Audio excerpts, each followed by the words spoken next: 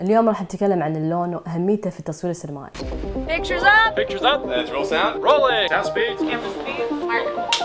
And action. بما أن موضوعنا الألوان فحبيت أقول لكم معلومة حلوة عن سينماجيك. سينماجيك تعتبر من أوائل الشركات الكويتية اللي تمتلك معدات خاصة في مرحلة تعديل الألوان، معدات على مستوى احترافي جدا عالي. ليش اليوم أتكلم عن اللون؟ لأن بكل بساطة أؤمن أن المصور السينمائي لازم يهتم بجانبين، الجانب الفني والجانب التقني. الجانب التقني أعني فيه لما المصور السينمائي يكون عنده معرفة كاملة ويواكب آخر التطورات الخاصة بالأجهزة المعنية في التصوير. أما الجانب الفني أعني فيه هو عناصر تكوين الصورة، منها اللون ومنها الإضاءة، منها توزيع الأشياء بالصورة ومنها حركة الكاميرا.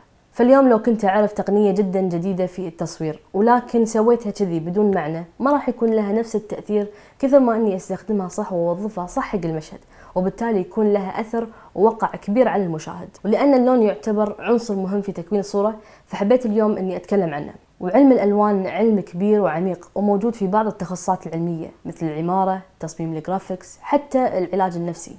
أنا شخصياً مو متخصصة في علم الألوان ولكن عندي اطلاع ومعرفة ولو إنها بسيطة، فقلت أحب إني أنقلها اليوم لكم. في حياتي وايد سولفت مع ناس وكل ما يذكرون لي اللون وشلون إن هم يستخدمون اللون وشلون إن اللون يأثر وإن اللون يحسسك بحاسيس معينة إما سلبية أو إيجابية، قدرت أتأكد إن اللون فعلاً لغة. بس سؤالي كان دايماً إذا هي لغة منو سوى هاللغة وعلى أي أساس صارت هذه المعاني محملة حق هذه الألوان؟ فاكتشفت أن لغة الألوان مكتسبة من مصدرين، مصدر الطبيعة ومصدر الإنسان. فعلى سبيل المثال الطبيعة، إذا ذكرت لك اللون الأصفر والأسود وقلت لك إن في حشرة بلون الأصفر والأسود، أكيد طبيعي إنك أنت راح تتوتر من هذه الحشرة لو إنها قربت منك، لأن هذه الألوان ترمز حق حشرة اللي هي النحل، وبالتالي أنا عندي فكر مسبق إن هذه الحشرة مؤذية، فصار عندك معلومة مسجلة في المخ إن اللون الأسود والأصفر يعني فيه خطر، وبالتالي هذا السبب اللي يخلي اليوم وايد من لوحات التنبيه والحذر تكون بهذه الألوان. في مثال ثاني كان عن شركات التسويق وشلون هم يواجهون صعوبة لما يجون يسوقون حق أطعمة لونها أزرق، لأن يقولون إن اللون الأزرق نوعا ما نادر وجوده في الأطعمة، لأنه لو يجيب لك لحمة لونها زرقاء أو فاكهة لونها زرقاء راح تخاف لأنك أنت مو متعود تشوف هذا الشيء بالطبيعة، لأن غالبا اللون الأزرق يرمز إلى التسمم أو شيء فاسد، فبالتالي كان صعب إن هم يسوقون حق هذه المنتجات. وفعليا لو تروح أي ماركت وتحاول تشوف رف الأغذية راح تلقى اللون الأخضر والأصفر والأحمر والبرتقالي هو الطاغي. أما تلقى فاكهة زرقاء أتوقع يمكن بس في واحدة مسكينة اللي هي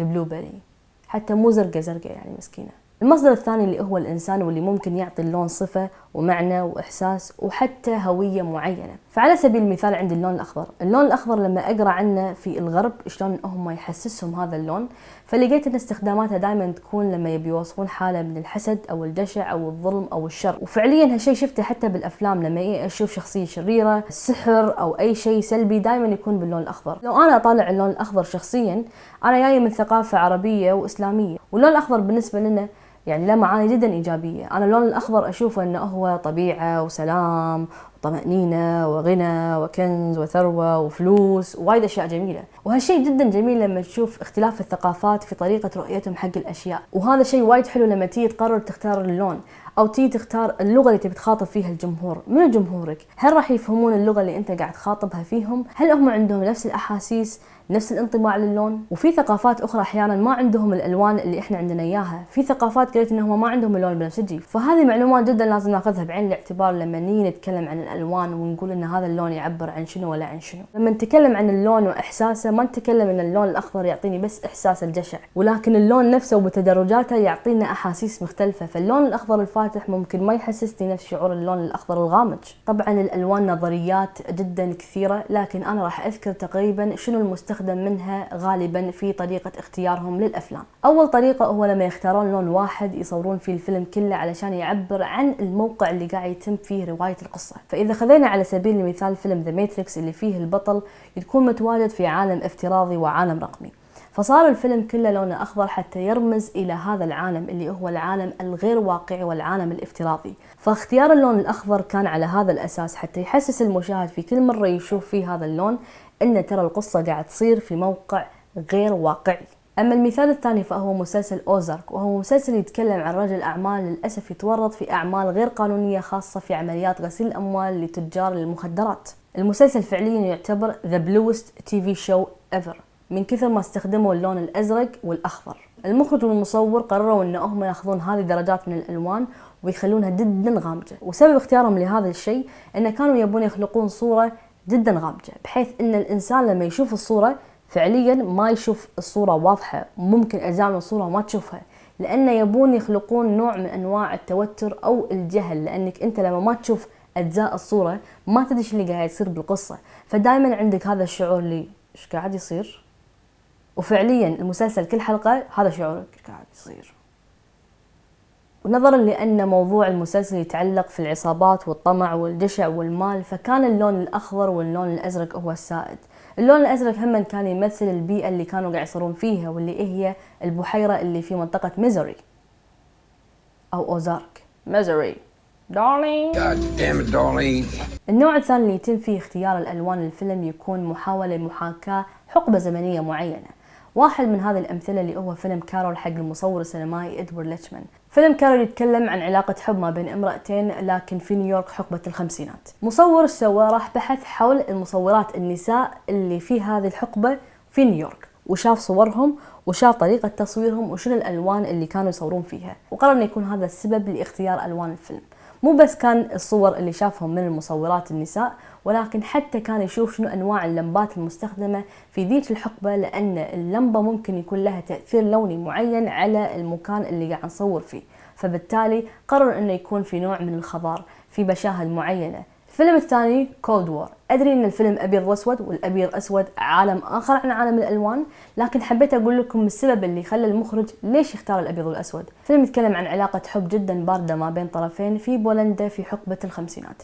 المخرج لما سألوه ليش اخترت أبيض وأسود، قال أنا كل ما حاولت إني أرجع وأشوف الوثائق أو الصور اللي خاصة في بولندا في حقبة الخمسينات ما كنت أشوفها ملونة، كنت أشوفها دائما أبيض أسود، وكنت كل ما أحاول إني أتخيل القصة في راسي ما كنت أشوفها إلا بالأبيض والأسود.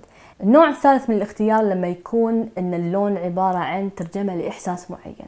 أقوى مثال In the Mood for Love، وهو فيلم جدا عجيب. الفيلم يتكلم عن قصة حب ما بين اثنين، ولكن اثنيناتهم ما يعترفون حق بعضهم، كل واحد فيهم صاير حب من طرف واحد، لكن حبهم نحسه فيه عن طريق اللون. اللون الأحمر كان جدا طاقي بهالفيلم، مو بس اللون الأحمر، حتى الألوان الدافئة واللي تعبر عن الأحاسيس الدافئة والرومانسية والعاطفية وكذا، يعني أشياء حب. فاستخدام الألوان في هذا الفيلم كان جدا مميز، يعني شيء ما نذكر ولا نقال، بس نقدر نحس بهذه المشاعر من العاطفة عن طريق الألوان. المثال الثاني هو فيلم بليد رانر حق المصور السينمائي الحب الكبير، العشق الأول والأخير روجر ديكنز. بليد رانر فعليا كل موقع قاعد يصورون فيه يحمل لون معين، وكل لون يرمز إلى إحساس معين. الفيلم يتكلم عن رحلة بحث لشرطي في عام 2049 في عالم مليء بالآليين وشوية كذي لخبطة. استخدم روجر ديكنز الألوان حتى تعبر عن أفكار أو مشاعر معينة. فاللون الأبيض كان يرمز للوحدة والسكون والموت، باعتبار اللون الأبيض من الألوان اللي لا ترمز لمكان أو زمان معين. أما اللون البرتقالي فاستخدم حتى يرمز لمشاعر البحث والخطر، وإن في شيء راح يصير. أما اللون الأزرق أو الوردي أو البنفسجي فهذه الألوان دائما ما كانت تستخدم حتى يتم تصوير عالم المستقبل، فعشان كذي نشوفها وايد بالمدينة. أما اللون الأصفر فاختاره حتى يرمز للمعرفة أو التنوير أو مصدر المعلومات، وجميع المشاهد باللون الأصفر هو المكان اللي يكون فيه المصنع جيرارد ليتو للآليين.